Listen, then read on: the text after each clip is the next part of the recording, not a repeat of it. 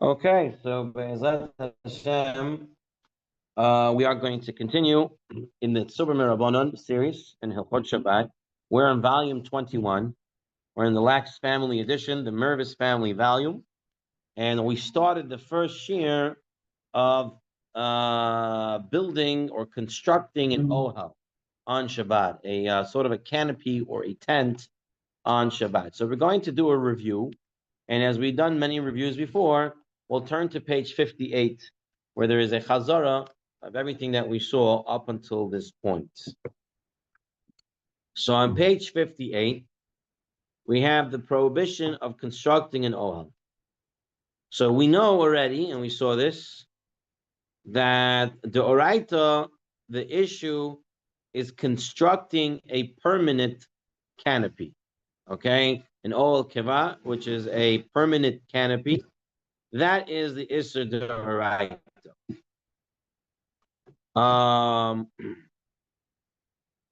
What's considered permanent? Okay, so there's a we didn't see that. We didn't see that. He's not going to get into it, but if you want, you can take a look on page 64, defining permanent and temporary tents. So on page 64, you have different ideas of what makes something temporary and what makes something permanent. Is it the size of the roof, or is it the time frame that this thing will stay there? Okay. So you take a look at page 66. What defines a permanent tent?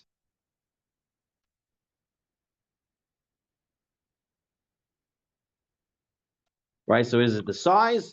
And then you have a more prevalent definition among the Achronim that it's the duration of how long the structure is meant to be there.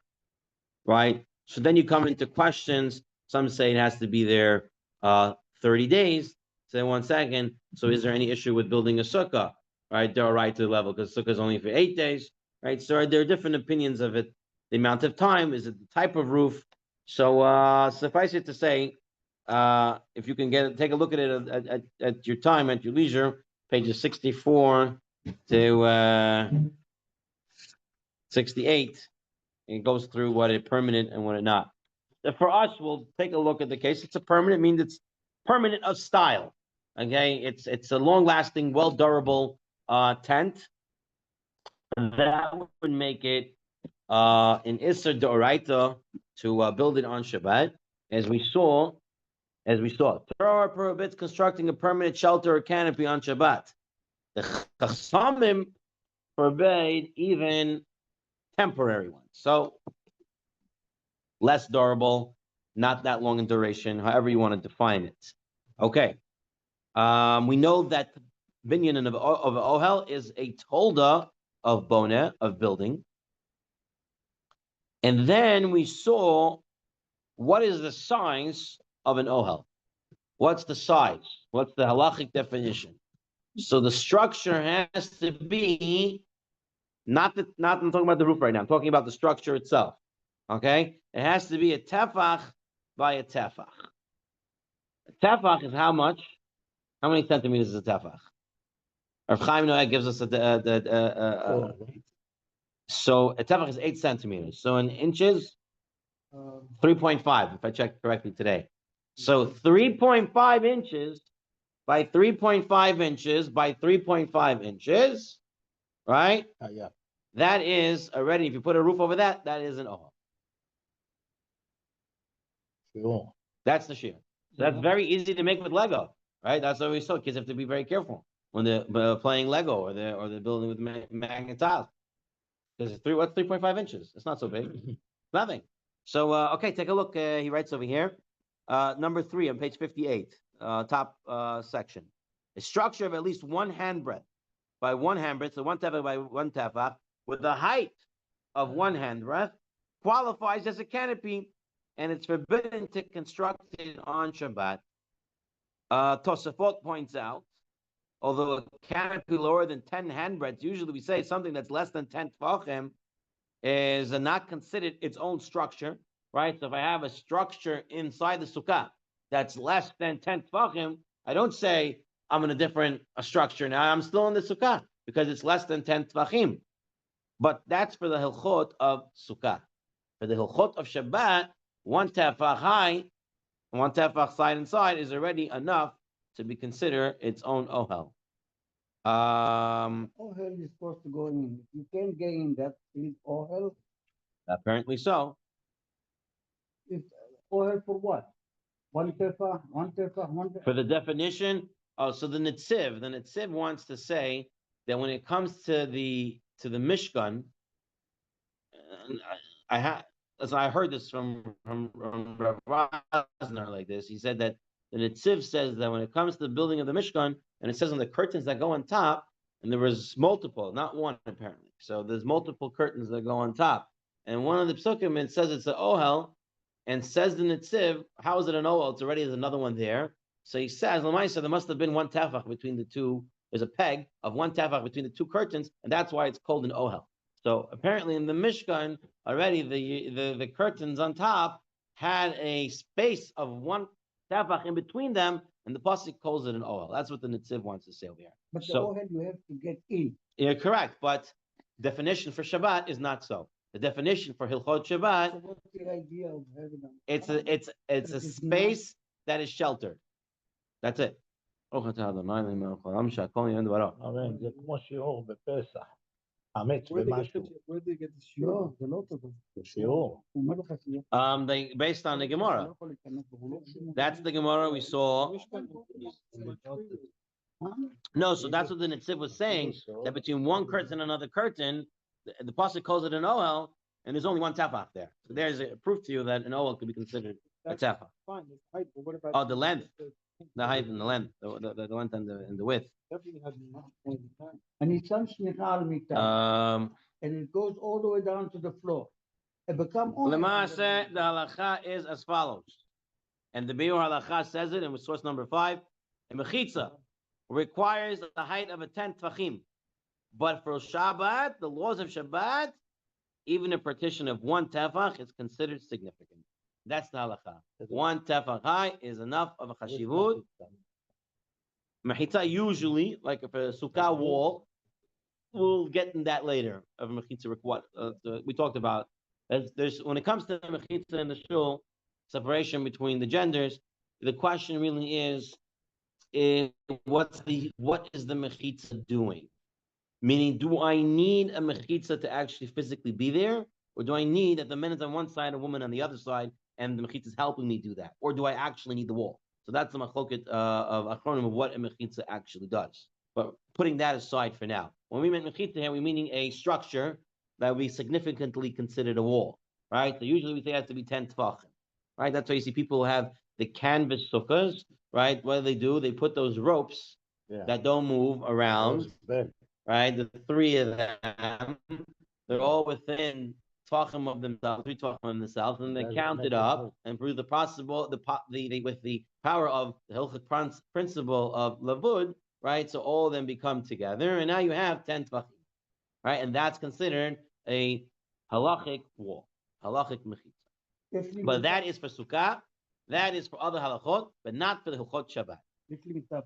אני לוקח שמיכה ומחסה אותה מלמטה עד למטה. קניתי אוהל או לא? On a bed? Yeah. Okay, so we're going to see that soon. We talked about it somewhat, but we'll see that again soon. Your intention is not to build an ohel. Your intention is for the bed. So we're going to allow it in that case. But It's also straight on the bed. It's like putting a tablecloth on a table. And if you have a long tablecloth and it goes to the side. But you know what? If you did it with machshava to make space down there, it's going to be problematic. But if I just did it to do it, just to have my bed, then it's no problem. But if I wanted to use the space underneath, we're going to see a Taz that says if I want to put my shoes under the bed or something like that, then it might be a problem, according to the Taz. We'll take a look. Now, מתי אנחנו נדע את זה? Next time? no, if you let me go, we'll do it this time. Today? B'ezrat Hashem. Okay. Then we had, as we're continuing our Hazara, we're on page 58. We're now in the second section, constructing a temporary ohel. So we saw that even though you're not allowed to build a ohel arai, a temporary ohel on Shabbat, derabanan, that means that's asur. you're allowed to be mosif. You're allowed to add on. Okay? So therefore, if there was a tefach, Sticking out. right, of a roof already there, of You a can pull it. covering, then you can pull it, you can add to it, you can throw on a blanket over it. You start from the side that it is, right? So let's take a look. It's permitted to construct temporary, however, it's permitted to add it to existing. It says the Shulchan Aruch, even if the covering is not 100, so let's say it's not a tefach, but it lies within 3 tvachim. There's little pieces between 3 tvachim and there's space in between. But since the principle level, they're all considered one. So then you're allowed to continue and extend it also. We talked about the Lego. We talked about the other stuff. We talked about the talit that they throw over on Simchat Torah, that they hold, right? All the children are there and they hold it. So the Yalkut Yosef wanted to say that people holding it doesn't make it an Ohel. Okay, if it's on poles. Wait, say it again. What's in Simchat So Torah? Simchat Torah, We said Simchat Torah, you know the חופה. של הילדים. they make a talit, they spread it over. כל הילדים עולים לתורה ביחד. למה אתם עושים את זה? אסור. למה אתם לא עושים את כי לכם אסור, לנו למה? No, it's not asur. holding by hand because you So the Yalkut Yosef says for various reasons. One of the reasons is that he says it's holding by the hand, and it's not considered a tent. So we saw that also. And the Shmirat Shabbat Kilchata said when you're adding to a temporary canopy, so I had some part, so I should add from the part that's already there. I shouldn't start from the other side and bring it over. I should start from the side that's there and continue it. Okay? So that was regarding constructing a temporary ohel. The last section that we saw last week, we're on top of page 59, the Chazara, is collapsible items. Okay? So I have a folding chair, a folding table. I have these items and now I open them. So underneath the folding chair is now an ohel. Okay? It's definitely more than 8 centimeters this way, that way. So what happens? So they say there's 2 ways to look at it. Number one, it's really one item. It's one item, and it's considered unfolded while it's folded. Okay? It's not that I'm making an ohel. I'm using the item. I'm using the item, and it's considered unfolded even when it's folded.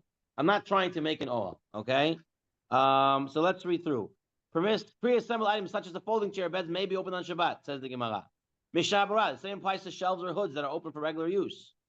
Yalkut Yosef, folding chairs, beds, cribs may be used on Shabbat.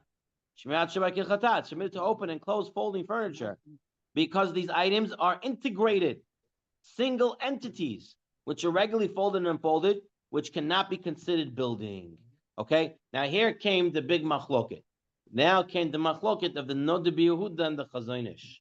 Okay? The Noda B'Yehuda says, even if it's one item, open and close, but if it's open, bidafka, to give you protection, then it's still asur.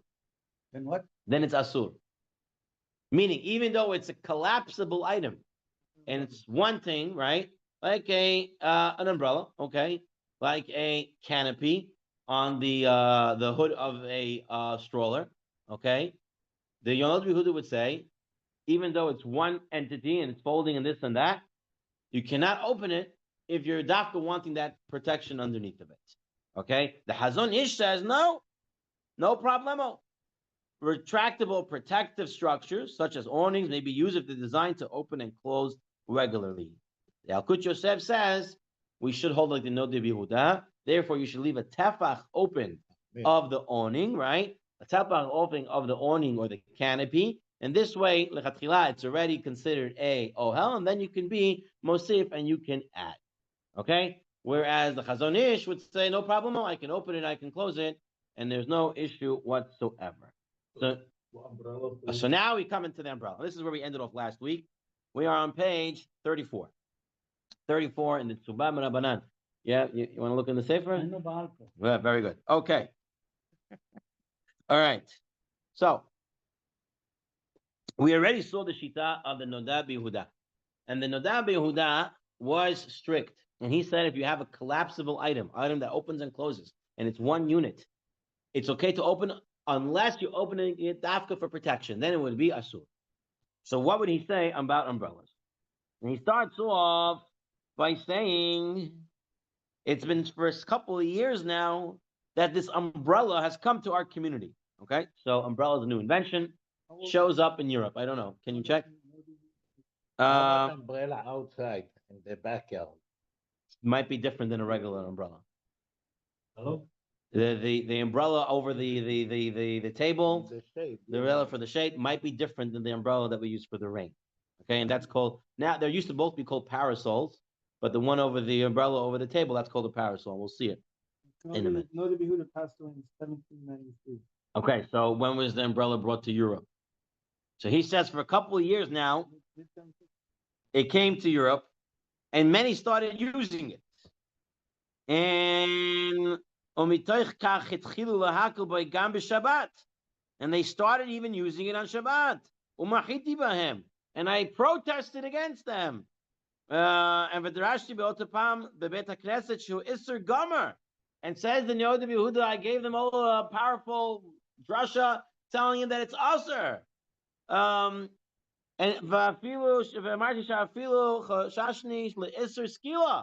I believe it's also a Isser Deoraita, and you might be Chayav Skila, said the Noda Yehuda.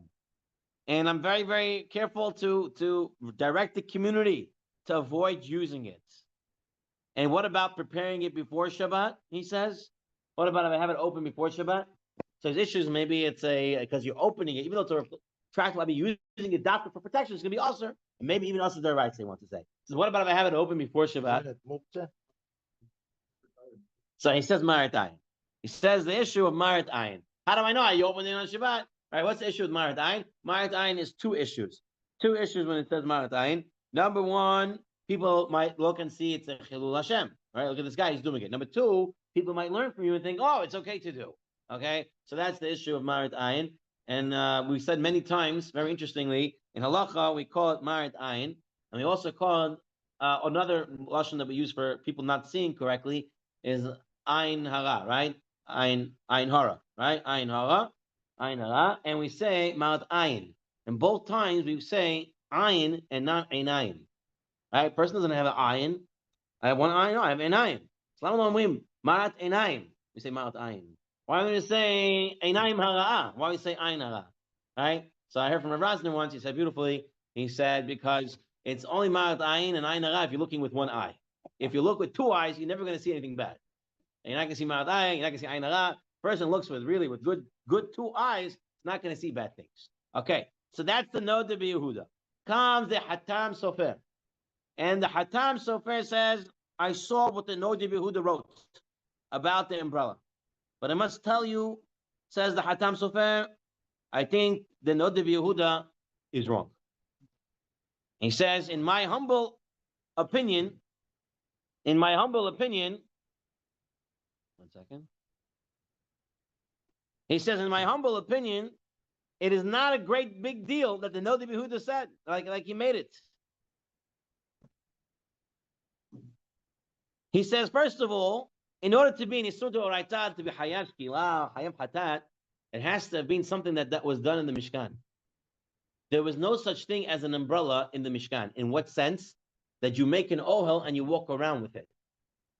All right? That's what an umbrella is. You're making an Ohel and you're walking around with it. The first thing the Hatam Sofer says, there was no such thing in the Mishkan as an Ohel that's movable. Okay? It's an Ohel, it's a structure that's staying. And he goes through a whole Yerushalmi he brings here. Let's go through the Yerushalmi, Abotai. We're on source 24, page 35. Second paragraph in the Hatam Sofer. And he writes, the wording of the Yerushalmi. What active building was there in the Mishkan? They would place boards upon sockets. Okay, so you have a socket, that's the ground, right? That's in that's the Notnin Karashim al Gabe Adanim. Adanim were the sockets. Karashim are the beams that go on top. Okay. The Gemara says, was that not? Isn't that just temporary? They say no, because Hashem is leading us. Every time we build it, it was permanent. Okay. Now we're putting it side by side, not just in the ground. Also, it's considered building.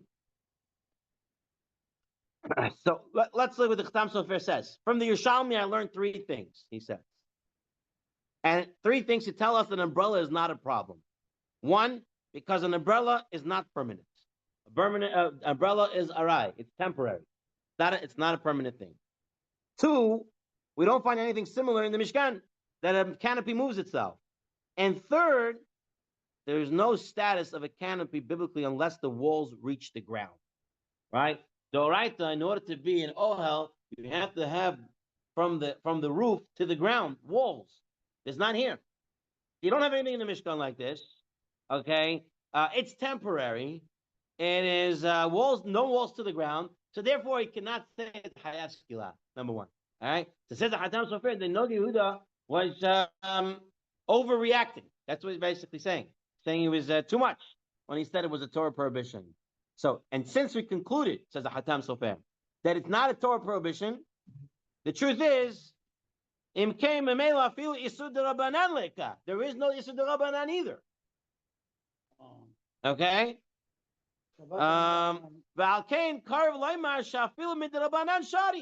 So it's it could be said that according to the Rabbanan, it should be okay to use the umbrella on Shabbat. But At the very least, now he's not going ahead and say use it, but he says what you can do is you can have the guy open it, and there's no need to make a whole uproar over this. Okay. Years ago, I think it was Yom Tov. I saw Hasid walking around with an umbrella.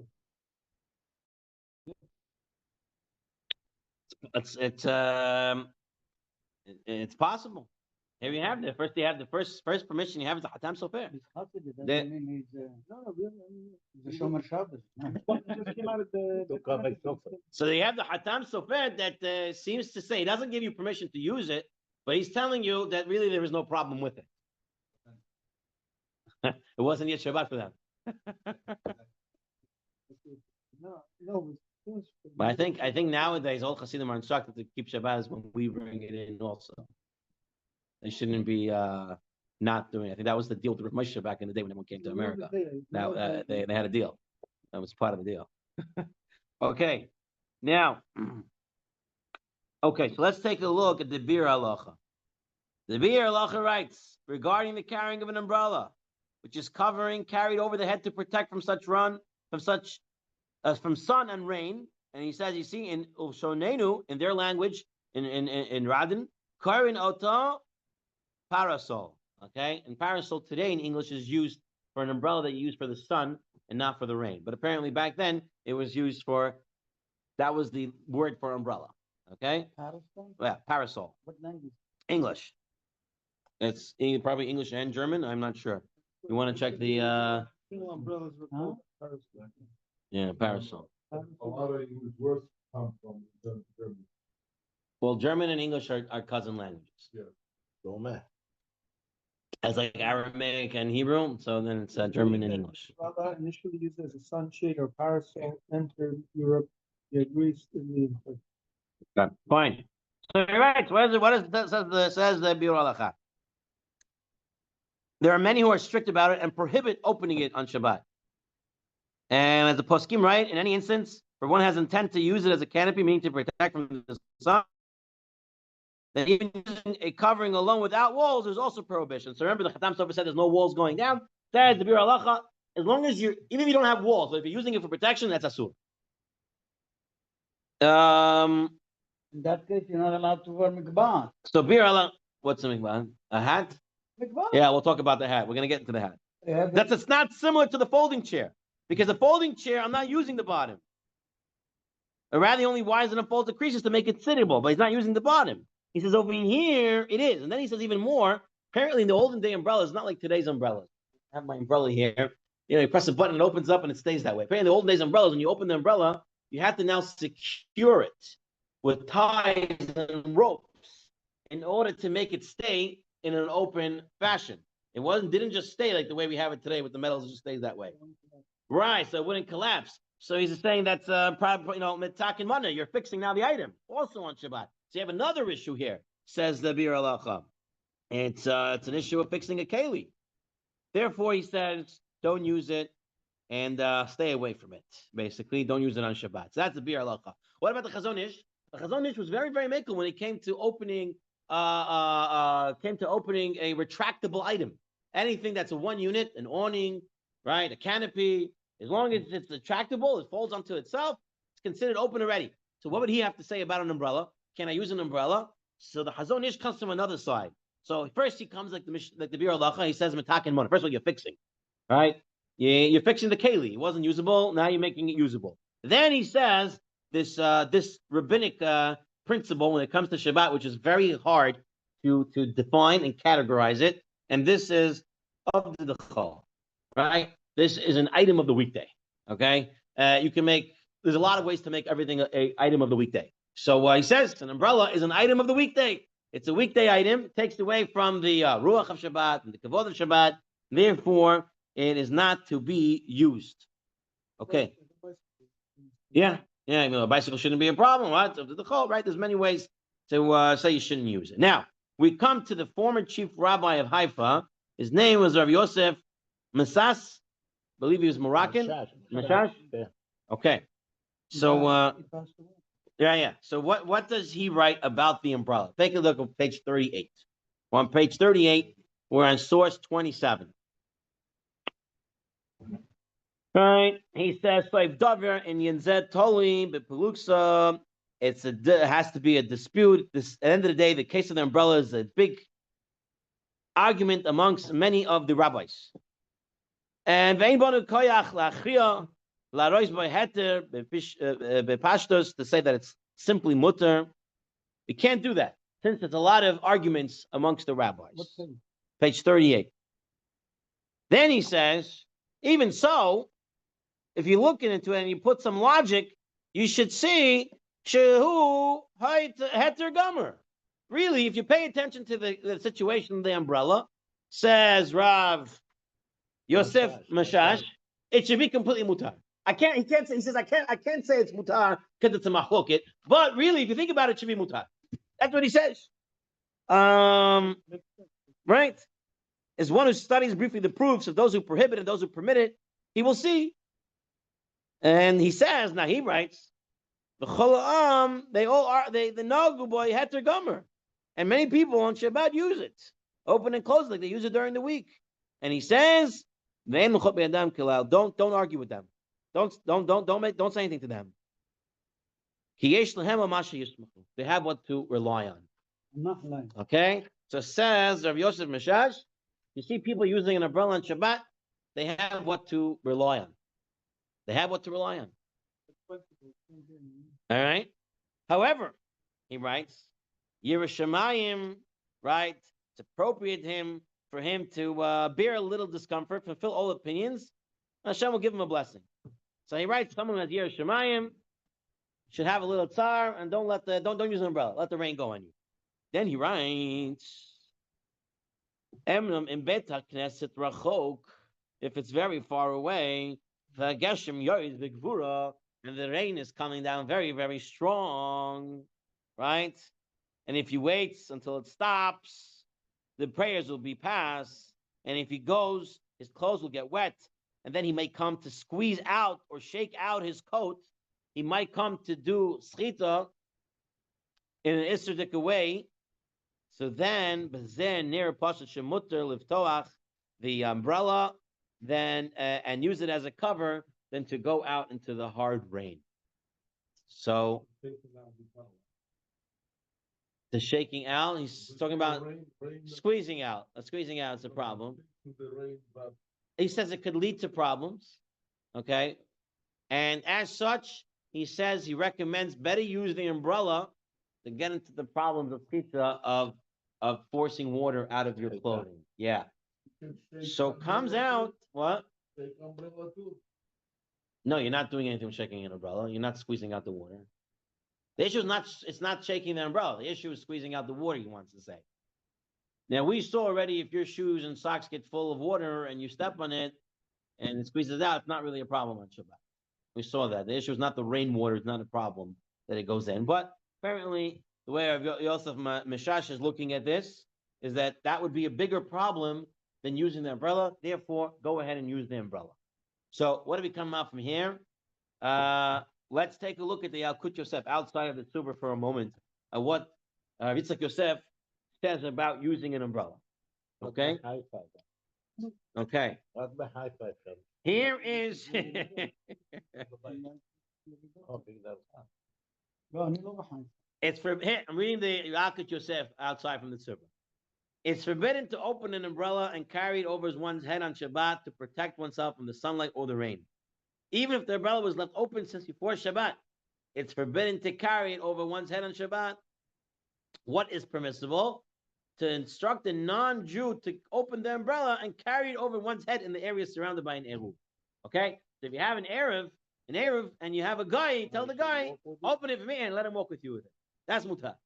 Walk with you? Yeah. He can walk, he can hold it for you. Yesh lecha Shabbat goy, you tell him, hello, I need to go from here to there, follow me. Right? And he holds the umbrella for you. Right? Fine, so that is mutar. No, this is okay. He says it's forbidden to simply handle umbrella, even inside a house. As Rav Yitzchak Yosef Chamovadia would look at as an umbrella, as you said before, as muktzeh. They saw an umbrella as being muktzeh. Okay, so some will look at the umbrella as being muktzeh. If it's muktzeh, you can't touch it at all, right? So It's said because if you tell me it's a sur, it's also right. It's not a sur, So they want to hold that it's also, and therefore they're saying it's muktzeh, and therefore you cannot use it. Here, we're going to take a look at the laws of Shabbat for one moment. Rabbi Nachson, he writes over here, a few reasons of why it would be asur to use an umbrella. Number one, he says it's making an ohel. Well, that's a machloket. No, they do that in the Chazon Ish. Retractable items. So maybe it is, maybe it's not. But that's number one. Maybe one issue of making an ohel. Number two, it might be mukseh. Right, the Ben Ishchai, Kaf HaChaim, the Yalkut Yosef, they all want to look at an umbrella as being a davar aser, so you're not allowed to use it. Then there are those who says Ovdin Dechol. That's the Chazon Ish. Umbrella is Ovdin Dechol, right? And then there's always another issue. If there's no Erev in the city, then of course you're not allowed to carry anything, and now you're dealing with Hotzah coming out and coming in without proper Erev. So those are four reasons he brings down concerns of using an umbrella. So the Lamaisa, it comes out that most of the oil and most of Klal Yisrael does not use an umbrella on Shabbat or whatever for all these above reasons.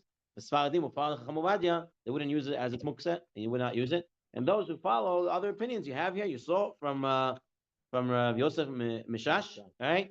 That apparently if you see people doing it, you shouldn't protest them, and he gives them some sort of heter. Now, what about the other umbrella that you talked about, right, Robin? You asked about what about this garden parasol? So you see on page 39, there's a picture, right? The garden parasol. That's an umbrella. That's an umbrella. The big one. Can I open that on Shabbat? I think yes. Right? Is the umbrella that Chamovadia and all the other rabbis that are against using the umbrella, is that the umbrella that's portable and moving around? No. Or is it any umbrella? So this one's attached to the floor. It's not moving around. All right? So let's take a look. Shmirat Shabbat Kilchata writes. Here. The sages of previous generation instituted a safeguard saying that one may not open an umbrella or sunshade on Shabbat or Yom Tov. So it's a gezerah. Right? They put a gedder for us not to use it. Even if it was open beforehand. Even in a place with an Arab. So we don't use umbrellas. However, in the case of a garden parasol planted in the ground before Shabbat, right, or a retractable awning, a marquise, how you say that? Even if you open A marquisa? Shabbat, it's there. Marquise, okay? This one, it's a picture right here. Yeah, an retractable roof awning. Above a balcony or storefront window, they may be opened and folded, okay? Apparently, because it's stationary, right, it's not moving around, right, so then it's not going to have those issues. And they say that is mutar to open on Shabbat. No, it's only it's an umbrella. It's an umbrella. It's completely closed. It's retractable. According to Chamovadia, you say that would still be a problem. It's not a tefach open. And yes, it would be a problem to You're talking about owning, No, I'm talking about that garden parasol right over there. but it's Okay. attached to For the Chazon Ish and those others who say a retractable item is never an issue, right? Except for the specific case of the umbrella. That's the Ovdin Dechol and Takin Mana and all those other stuff. The garden parasol doesn't have those issues. And you're allowed to open it as it's a retractable item. As according to Chamovadia, where he doesn't hold of that, because once you open an retractable item, dafka, for shade, then it's a problem. That's the Nod Yehuda, right? It's the Nod Yehuda Shita. And therefore, you would have to have it open a tefach before you open it all the way on Shabbat.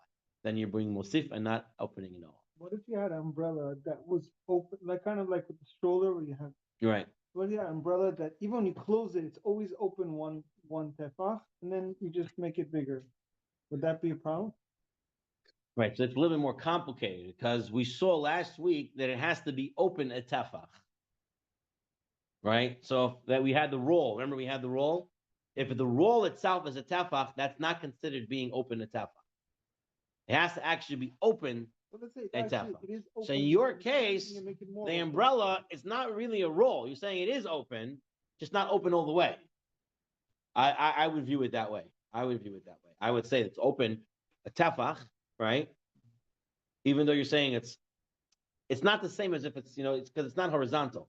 Talking about a vertical type of bunch up. So it is really stretched out. It's not all folded on itself like the roll, right? It's not like the umbrellas we have, but let's say someone invented such a thing that they have like a kind of like a canopy, like a small, open up a little bit, and then you can open up more. But That even would, when you that would be fine. If it's open a tefach as an opening of a tefach, protects a tefach already before Shabbat, you can open it all the way on Shabbat. An umbrella? No. Not an umbrella. Umbrella apparently gets a bad rep, and everything there is asur. I think there's some politics involved because I remember some posek telling me this is how the reform started and this, and so there's some politics involved. Like I mean, there's some like Issue with yeah, it. it's like it bothers. So they went strong they against went very it. strong because they see this how they claim it's how the reform started. They I hear. said, oh, that's, I hear. Okay, Rabotai. We are on page 40 now, so we finished the case of the umbrella. Now we're going to go in to making a ohel in a permissible way. Okay, so changing the order of construction. It's based on the Gemara Masechet Beitza, Masechet Beya, that tells us that from above to below is permitted. From below to above is forbidden. What does it mean? If I build the walls and then put the roof, I've made an ohel. But if I put the roof and then put the walls, I did not make an ohel. Why?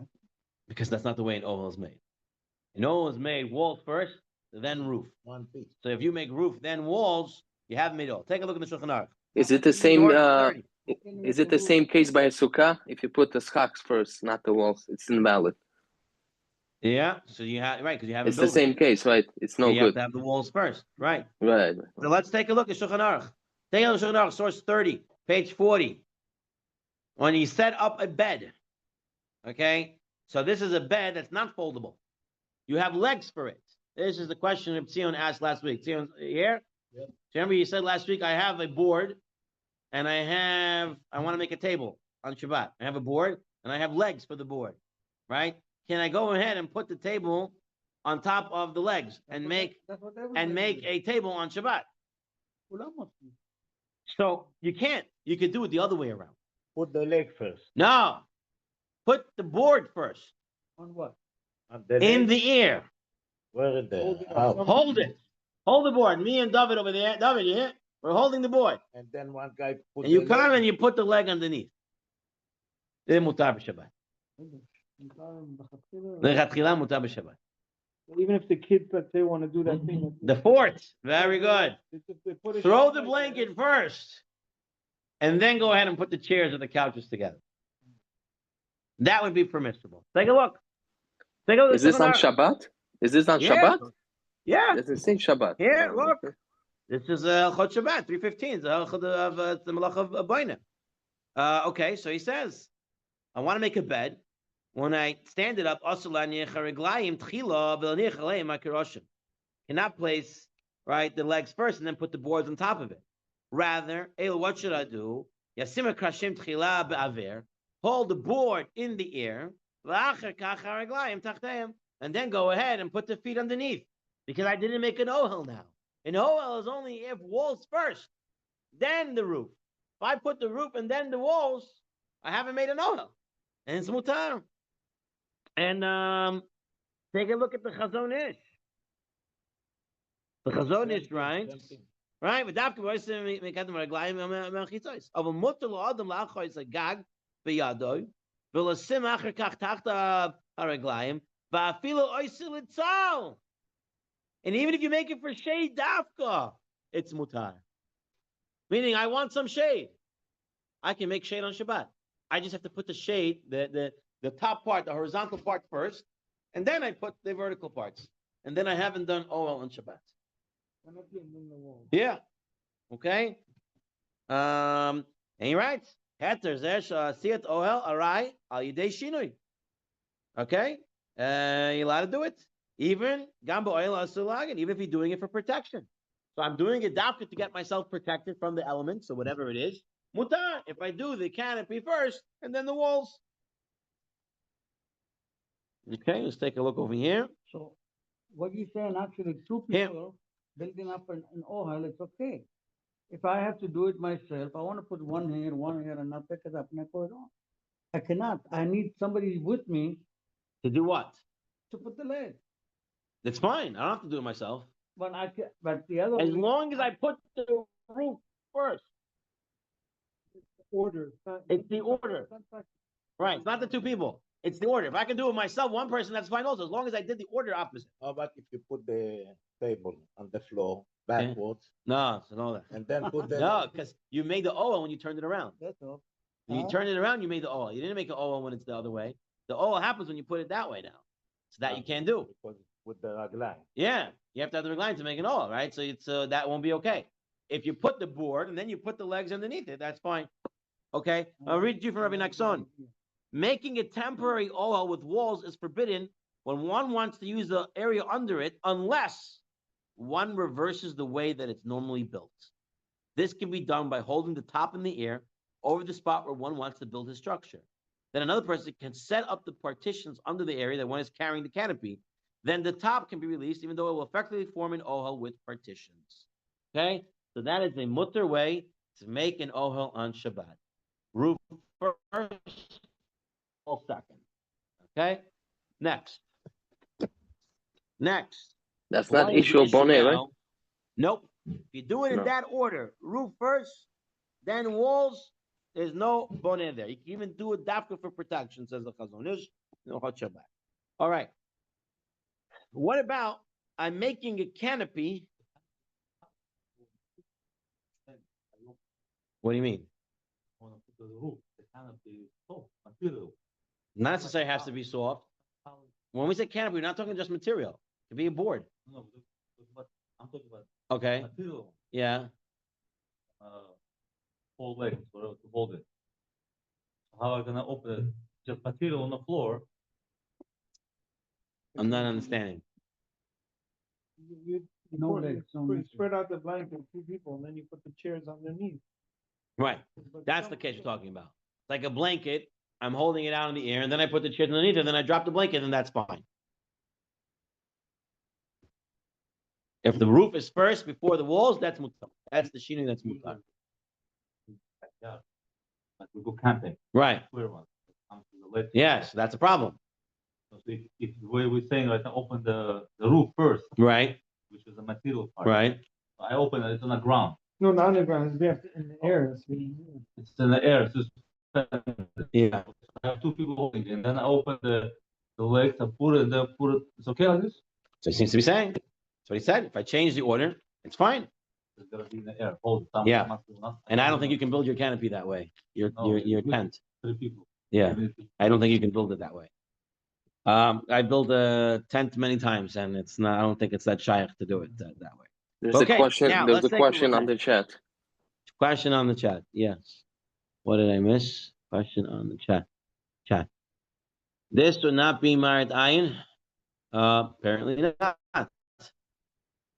We could find an umbrella similarly, roof first. Would that be married ayin? Well, an umbrella is already an umbrella. You're not fashioning an umbrella. If you're building the roof first, you're doing something else, whatever it is. An umbrella is muksa.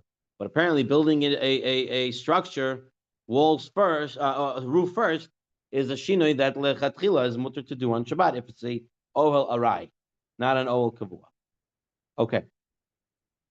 Fine. Let's take a look. A canopy without walls. Okay. The Rishonim mentioned another consideration which would permit constructing a temporary canopy on Shabbat. If the overhead portion does not have walls and stands on columns alone, okay, it just has poles. It doesn't have walls, real walls. Someone is saying it's permitted to make it on Shabbat. According to Tosfot, it's permitted to assemble a table attached to benches, even though the top of the table constitutes the overhead canopy because there are no walls. However, this is restricted to structures with primary functions to be used from above. But if someone fashioned an overhead structure designed for protection or shelter, the halacha would be more strict. So, says the Tosfot, how may one set up a table that does not have legs on its benches? At first, the benches are placed, and then the table is set upon them. How could that be permitted? That since they have no walls, it's permitted. So apparently, if it just has legs from the side, it'll be permitted to open that on Shabbat and permitted to put a table down. So I have a board and I have legs from the side. So it said that will be permitted. Not connected. It's not connected, and I'm putting it on top. Since it's just small columns and it's not walls, it's not considered. Oh, but you cannot use the bottom. You shouldn't be using that for protection. You only have to use the top of it. If you're using it for the bottom, then it's going to be a problem. I'm building it in the regular way. The poles first, then the board on top.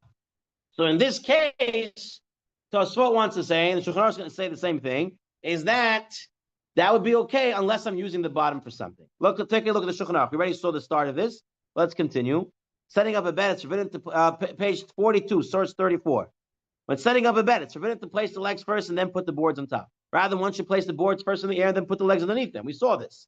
This applies only when the legs consist of attached boards, like the sides of a box. That means they're solid walls. Of our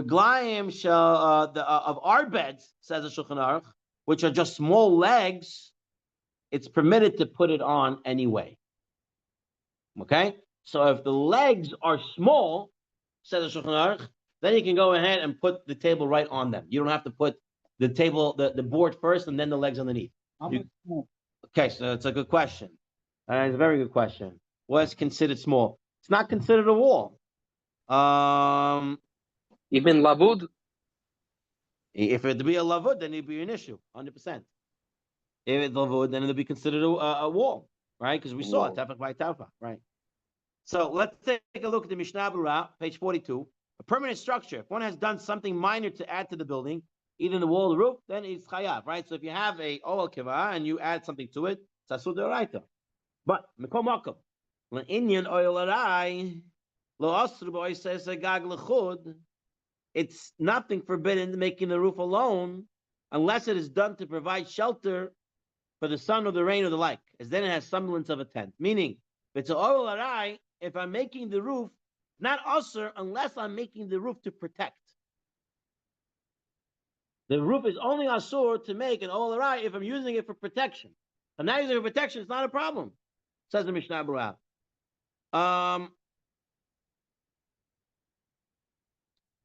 And it's only if he makes mechitzot underneath it. Okay, what did I do over here? I said Yalkut Yosef wrote as a note, page 239, halacha 4. He writes over here, it's forbidden on Shabbat to spread a mat attached to 4 poles, even if this is only a Ohel Arai, but it's to give protection from the sunlight or the rain. So if I'm putting it on poles, right, not walls, it's going to be asur if I'm doing it for protection. So then you can't do it. So in the case of a bed, right, I have these little poles, and I want to put the bed on top of it, I can do it the regular order, because I'm not using the underneath. Yeah. I have a table, I have little poles, I can put it the regular way, as long as I'm not using the underneath. If I'm using the underneath, then I can't do it. And it's for protection, then I cannot do it that way. Then I would have to do it the other way. First the table, right, first the surface, and then the legs underneath it. Take a look at this Taz. We have here a Taz on page 43, source 36. We have a Taz. The Taz writes, in the case of a bed where the airspace underneath it is often used for leaving shoes, I'm using it now, right? It's forbidden even if it has only 2 boards on opposite sides, which reach the ground. As with 2 alone, it's considered a tent with walls. Says the Taz, if I have 2 walls only on the bed, right? So I have a board on this side, like a block, and I have another block over there, and I put the bed on top of it, but I'm going to use it underneath for my shoes. Asur. Because now I'm using the space underneath, says the Taz. Okay?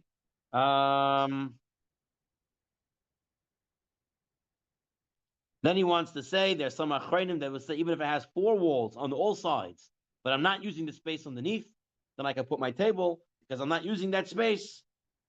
And the Mishnah Berurah says you should be careful and you should follow the Taz. And you should be worried that if you're even using only 2 walls and you have the thing on top of it and you're going to use the bottom, it's going to be problematic and a person shouldn't do this. Just to point out, the Rav Nachshon writes, in order to be considered an ohel with walls, it must have 3 to 4 walls. I'm not sure if he's arguing here with the Taz based on the Chazon Ovadia and saying that 2 walls is not enough; it has to have 3 or 4. Possibly he's saying that it's not just 2. Okay. The Rashba is even more strict than the Shulchan Aruch and the Taz. In the opinion of the Rashba, it's forbidden to put any covering into place on Shabbat, even without walls, if one will use the airspace underneath for any purpose, including storage. And the Bir Halacha concludes that we should be strict to comply with the opinion of Rashba. Like the Taz, the Rashba says, if you're going to use underneath the space, it's forbidden. So it comes out that putting ohel over columns is okay if you don't use the space underneath. But if you're going to use the space for anything underneath, even for storage, then that's not allowed. So you can open up the bed and put under the bed blanket and put it down. No, A sofa, the sofa. but that's the item. That's how it's used. That's fine. Right. We're talking about here assembling, putting it together. If it's already assembled, it's a one-piece item. That's not a problem, right? We already saw that. One-piece item is not a problem. Okay, let's take a look. Practical applications of today. Page 44, source 38. An ordinary table with legs on its 4 corners, or with the small legs on 2 sides, may always be set up and taken apart, even if the width of the legs or small legs is a tefach. It's mutar, because I'm not using the space underneath. Shabbat home.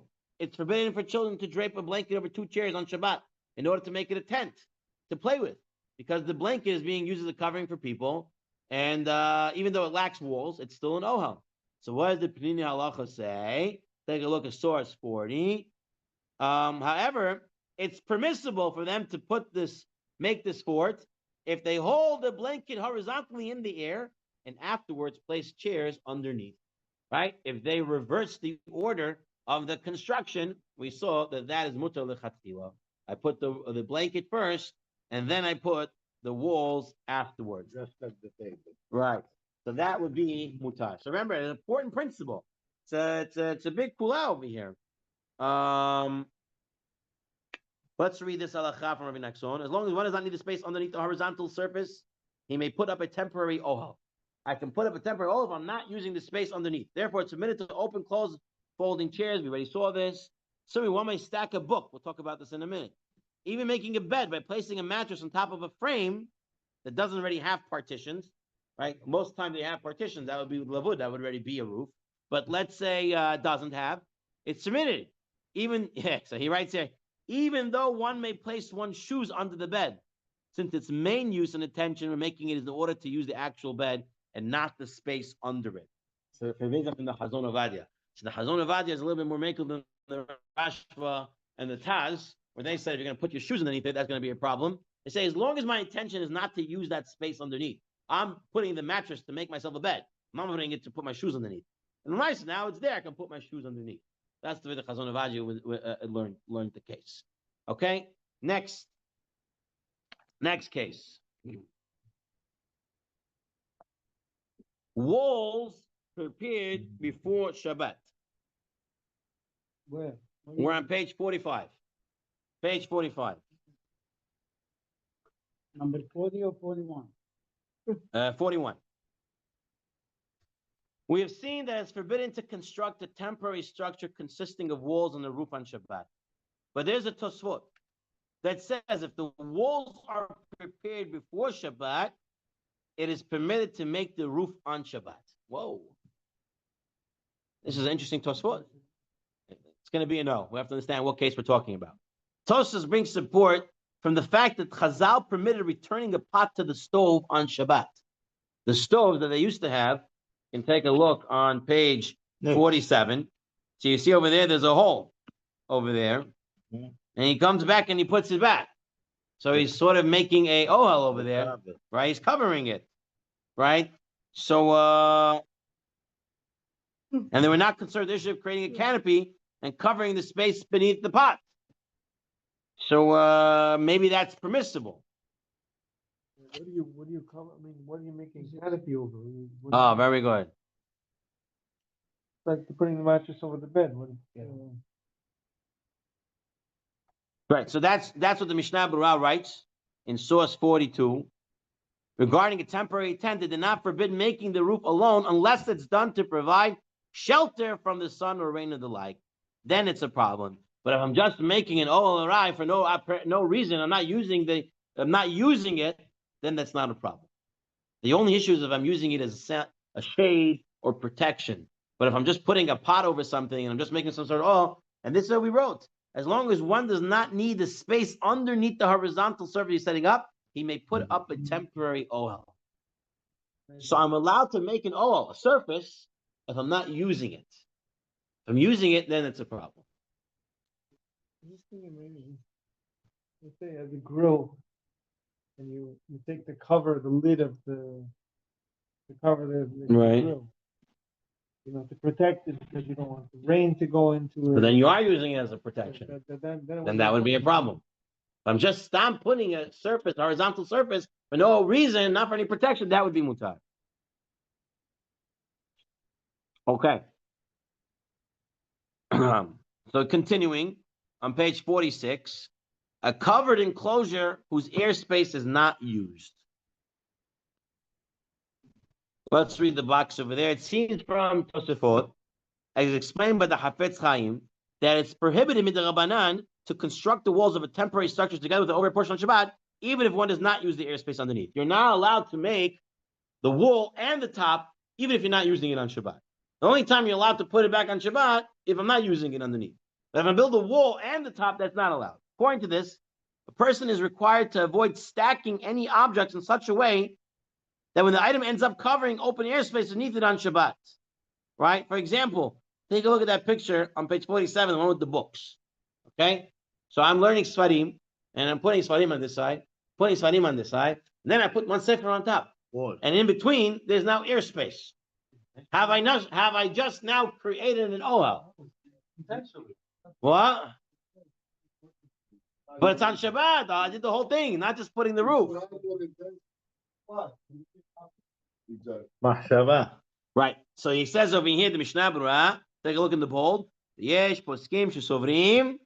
You need to have a tzarech for the aver shetachta that's underneath it, and that's what the mechaber, that's what Yosef Karo holds. So if I'm just building it, for whatever reason, and I'm not using the airspace, then it's not an issue at all. And says in Shulchan Aruch in source 45, and it's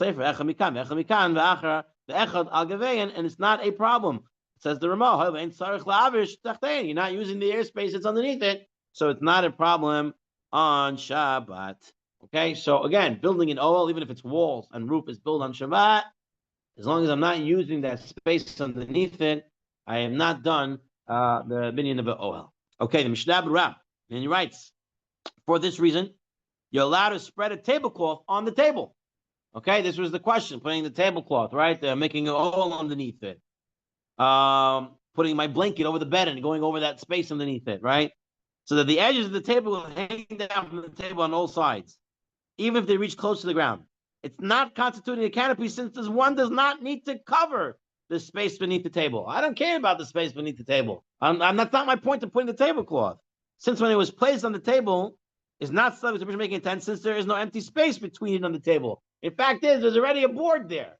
I'm putting the tablecloth over the board. There's already an Ohel on top of it. I'm not making a new Ohel now, but putting the tablecloth that runs to the ground. I didn't do anything. Right. No, but I'm making walls, and I did it in the reverse order. There already was a horizontal. And then I put the vertical. So that's much of the chatchila to do it that way. What? Exactly. You're not using the bottom, right? So the 18 on the table emerges from an extended time is also permitted. So everything there, putting a tablecloth, putting something over the bed, all that would be permitted. Not an issue at all for many different factors. Now, yes. Yeah. Yeah. Only look at me myself. I put the blanket on one side. Now I have the wall, blanket. And now I have to bring the other side, bring a chair, bring this in order to stand it up. So, No, that wouldn't be permissible. The roof has to be a roof there, standing there in the avir. That's why they said you have to have it in the air and then put the walls on it. Not partially. It has to be out. I think that's why Dafka, they say you should have two people holding it, right? And then someone else comes and put it underneath. If I'm doing it one hand and I'm putting here's the chair and I'm putting it and then putting in the other, then you technically have the walls already there before the roof was in place. I can hear you say, but the roof only needs to be a tefach, and the tefach's already there. Hear you, but no, that's not the one that's permissible. Permissible is when it's out there and then you add it underneath. Then that's when it's permissible. Okay. Issue with the hat. There's questions on the chat. Questions on the chat. Okay. Single construction is mutter. Would a child's pop-up tent or pop-up tunnel be permitted? Oh, that's a good question. Tent for sure not. Tent is for sure not. A pop-up tunnel. A pop-up tunnel.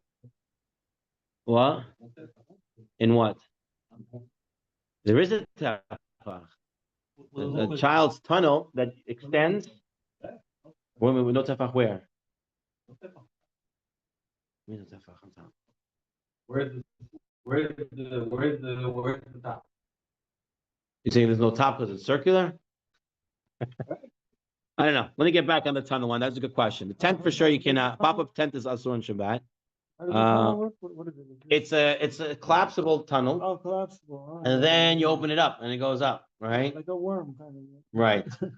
So Maisa, you want to say it's one item and it should be okay.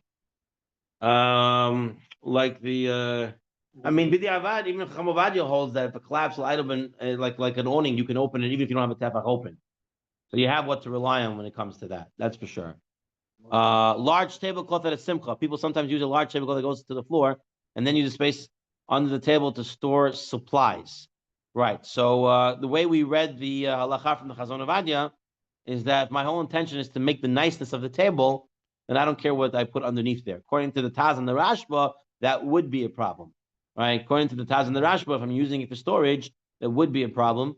But according to Chazon Ovadia, is if my whole intention is not for the storage supplies, Stam, I already have it. Now I have a place to hide things, then they would be okay. Okay, fine. All right. What about a hat? All right. So we'll do this quickly because we have a few more parts to go through. So what about a hat? A hat. I have a hat, and I have a tefach coming out. I don't care about the back. Allah doesn't care about the back. He cares about the front because the front is what protects the guy. All right. So a baseball cap, right, or any hat. And let's say the brim is a tefach, all right? And I'm wearing it, right? Is it a problem or not? I've just taken it, and when it was hanging here, it was on the hook, wherever it was, and I put it on me. I've literally created an Ohel on top of me, right, to protect me from the elements. So says Rabbi Yosef that I'm not wearing it for protection. I'm wearing it because I'm Haredi. I wear a black hat, and that's my thing. Okay, so look at the Shulchan Aruch. The Shulchan Aruch, it's all based on the Gemara. How you learn the Gemara? Rashi. It's just so I don't have the time to go through the whole Gemara, but basically Rashi comes out at the end of the case that there is no Ohel by hats. Rashi holds straight down the line. There is no issue of an Ohel creating a tent wearing a hat. There is none. Rabbeinu Chananel says there is. Okay, Rabbeinu Hananel says it is if the hat is very firm. Okay, if it's a firm hat, it's a very strong hat, right? It stays strong, then that could be considered protection, says Rabbeinu Hananel, and that would be a problem. Take a look at the Shulchan Aruch. Regarding a hat that extends outward from a person's head at least a tefach, it's forbidden to place it on one's head. Okay, due to making it ohel. So the Shulchan Aruch says, if I have a hat that has a tefach brim, it's a problem because of an ohel. Okay. If umbrella wasn't a problem, why hat is a problem? I don't understand. If umbrella. Right. The reason why an umbrella wouldn't be a problem is because it's collapsible. The hat's not collapsible. You have a collapsible hat, then that's a different story, right? So the Taz says you could rule leniently because people are not wearing it for protection. That's what Yosef wanted to say. I'm wearing it for fashion, style, to show I'm religious. So it wouldn't be a problem. And then the Eli Rabbah says, don't forget, we have Rashi. The Rashi holds there is no issue of ohel at all with hats. So therefore it would be okay. So it turns out that you should be careful if it's a thick hat, okay, and that you are using it for protection. Then that can be a problem. Otherwise, it seems to be right. So that's dafka worn for protection. Show everybody. Here, I'll read it from Rabbi Nachson. He writes it very, very, very nicely. One may wear a hat with the wide brim Shabbat unless it's very hard. Comes out more than a tefach and it's very firmly in place. Generally, felt hats that are worn nowadays pose no problem since they are worn more for style and not to protect against the elements. Okay, so if you're wearing hats that are not for protection, then we don't care how big the brim is. But if you're wearing a dafta for protection, then a tefach long would be a problem. So cap is a problem outside when walking. Say again? We're wearing a cap outside in the sun. Right. So why are you wearing the cap? If you're wearing the cap as a visor to protect myself from the sun, and it has a tefach brim, then it would be a problem. Yes, it will be a problem on Shabbat to put it on. You're constructing an oil. You're putting it up. You're putting it into place. Now the oil is there. It's not on you. It's not there. And now you're putting it and using it. You made an oil for yourself. I hear you saying it's already there, but that's not the way it is. You bring that it is a problem. If it's for style, I got this nice brim hat, this cap, but it's for style, and it happens to give me protection. Then you have what to say. Okay. Now we come to the final section over here. By the way, I will tell you, on page 52 is a beautiful summary of all the different stuff that we talked about for Ohel. If you have time to go through it, that would be a beautiful page to review. Now,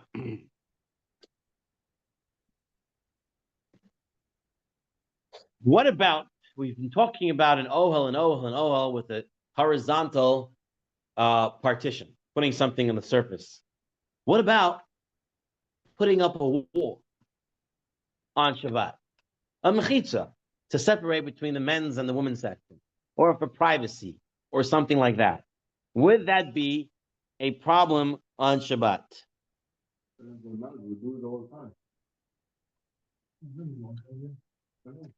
Okay, so take a look at the Shulchan Aruch on page 57. I'm skipping the Gemara, I'm skipping Rashi, I'm skipping Tosfot. There's many things to learn over here, but we have to finish up the halakha. So we're on page 55.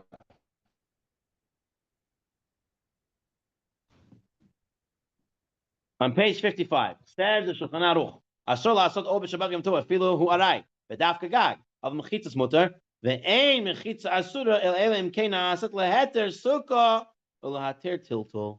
The only time you're not allowed to put up a partition wall if you are being matir something, you are fixing something, then you significantly done something. If you are putting up a wall to halachically make a change, then you're not allowed to do that on Shabbat. Okay, so very good. That's the Orchot Shabbat deals with this. And he says, the truth is, how do you view a mechitza in the shul? And that's where I went in the beginning, where I talked about many understand the mechitza. Mechitza is not necessarily necessary. The issue in the shul is that the men and women should be sitting separate. The mechitza helps in doing that. Some poskim view that the mechitza is necessary, but not that the men and women shouldn't sit separate, but rather there should be a separation between them. And according to them, all you need is a mechitza of 10 tvachim. Even if and 10 tvachim is 35 inches. Okay, you can see them; it's not a problem according to those poskim. And the mechitza just has to be there. Others say they have to be in two separate sections, and the mechitza helps us make it. So it's not that the mechitza allows you to daven. Okay, it's the mechitza is not being matter anything; it's just helping in order to separate them. All right, so therefore you're allowed to put a mechitza there on Shabbat. So putting a wall for a sukkah or putting a lechi for an erev, right? That would be a problem. Where else? Putting a partition in a room with svarim in order for the tashma shamita, right? So you're now significantly making halachic reshut on Shabbat between one section and another. That would also be also to do on Shabbat, okay? Because you're making a halachic separation between one space and another. What? That would be fine. I'm not making it. There's no halachic significance of the blind in the window. Okay? There is none. There is none. You're not making it. There's no halachic significance. What? It's not enough of a halachic significance to make a difference there. Okay. Take a look at source number 61, page 57. We'll end with this. A partition that permits. It's one place before the holy books that it'll be permitted to see the child to use the bathroom, or to put it around the ill patient, so one can daven over there. One to convert an area to a private domain, right? All of these places where it makes a halakhic change, that would be a difference, and that would be also on Shabbat. But if you're just putting up a wall, it makes no difference halachically, then that would not be a problem. Okay, so this is the Yisod over there. I would tell you everyone should do a nice review, and on page 61, beautiful review over there, and you will enjoy it. Okay. What? Which mechitza? The parochet? Right. You can put it up, no problem. Just make sure it's not going to bend over and make a tefach over it, and then wouldn't be a problem. If you make sure you can put it flat like this, straight, vertical, you can put it up on Shabbat. Not a problem. Amen.